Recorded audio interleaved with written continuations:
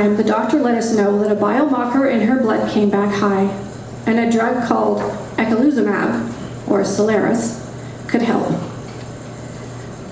I had been watching other DDD parents in the UK fight for this drug for their child. I knew that getting a hold of it was going to be a fight. It is one of the most expensive drugs in the world and is not marketed for this disease and is not approved for use in Canada. While they continued with plasmapheresis 2 to 3 times a week on an outpatient basis, our doctor was filling out all the forms to apply for coverage for eculizumab. I was missing a lot of work. Megan was unable to attend school. Thankfully, work was able to let me work from home on the days that I needed to be with Megan, but I was finding it difficult to keep up. I was putting in extra hours over the weekend to make up missed time, and that time took away from time with my other kids and my partner. But I was doing what I needed to do to be by her side. Then we began to receive the denial letters. Each new letter was such a disappointment. By mid-April, Megan was back in hospital again. The plasmapheresis was not working as we had hoped. We were just waiting for approval from somewhere, anywhere, for the use of the eculizumab. And then it came while I was at work. I cried in front of some new staff that I had been training. So between April 17th and May 16th, she received 4 doses. By the second dose, she was showing improvement. So many things were happening at once. Looking back on it now, it's a bit of a blur. A good friend of mine started a GoFundMe. The GoFundMe attracted the attention of the news. And then suddenly we were on the news telling our story and showing our many denial letters from our insurance companies, from Manitoba Health, from the Exceptional Drug Status Program. I'd also received back disappointing emails from the Provincial Health Minister's office. It all felt like a slap in the face. She was responding to these doses that she had received, but she needed more. And without it, she was risking dialysis and a kidney transplant.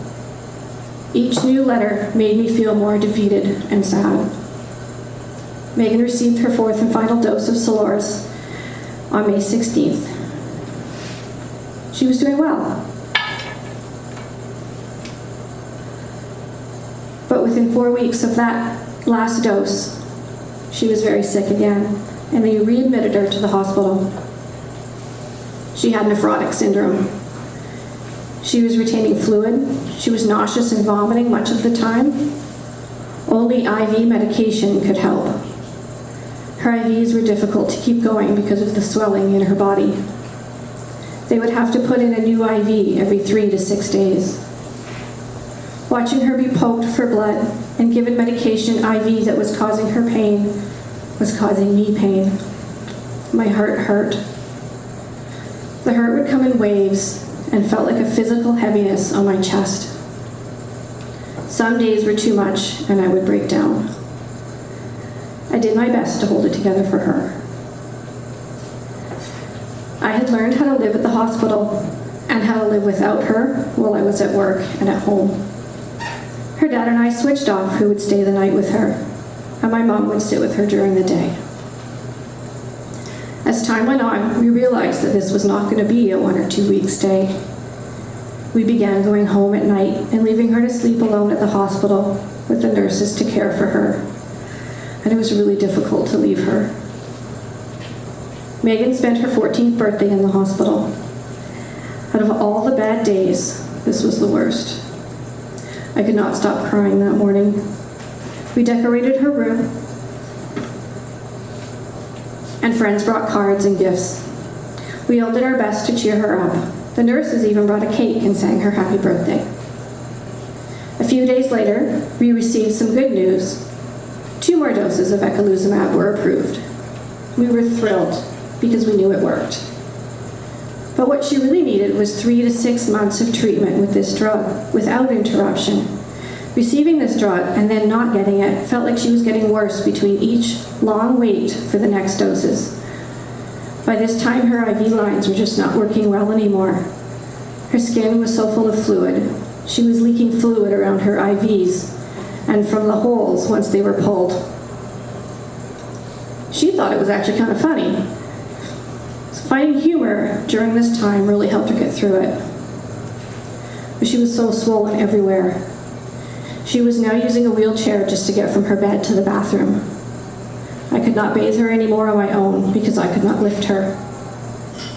I watched her body change to someone I did not recognize. She wasn't eating well because she was vomiting so much, and hospital food isn't very good. They called in a pain specialist and a wound specialist to help.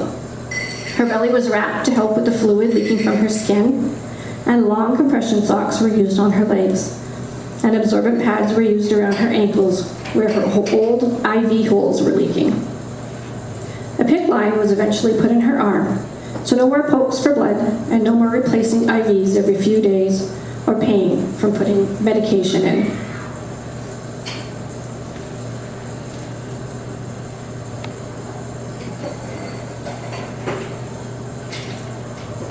Again, she responded well to those doses of Solaris, so well that they were arranging for her to leave the hospital on pass to attend the Winnipeg Folk Music Festival. This is our most favorite time of the year. She had been feeling so discouraged with being in the hospital for so long that they agreed that she needed something to lift her spirits. She attended for 2 days. My partner brought her out, then took her back to the hospital in the evenings for her night treatments. They sent her with her daytime meds and bandages. And we had a wheelchair for her, and my partner pushed her around wherever she wanted to go. She was the happiest I had seen her in a really long time. And that weekend was also so healing for me. Megan continued to improve and was released from the hospital on July 27th after 6 long weeks. We had been able to obtain 3 months total of eculizumab. Once discharged, she needed to go for treatment every 2 weeks, and she was responding really well. She was able to attend kidney camp. Her final approved dose of Solaris was September 11th, and that day was bittersweet. The previous time this drug had been stopped, it was 4 weeks before she ended back in hospital. So I spent the next weeks and months just waiting for her to get sick again.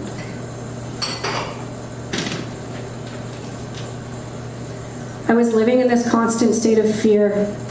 We continued to fight for the drug we knew we so desperately needed. Manitoba Health told us that we could not appeal as this was denied by the Exceptional Drug Program. And the Exceptional Drug Program told us that there was no appeal process. Yet our nephrologist continued to fight and refused to take no for an answer. We received some good news and bad news at our January clinic visit. Megan's kidney function was down to 22%. It had been at 63 in October. We spoke briefly of dialysis and transplant. Megan said no to both. Our doctor also let us know that she had received some news back from the WRHA. One of the people in charge agreed that Solaris was something that Megan really needed, but they did not know if they could fund it. I put out a plea to my friends to send an email to the WRHA, putting pressure on them to fund this drug for Megan. Emails were sent from across the world.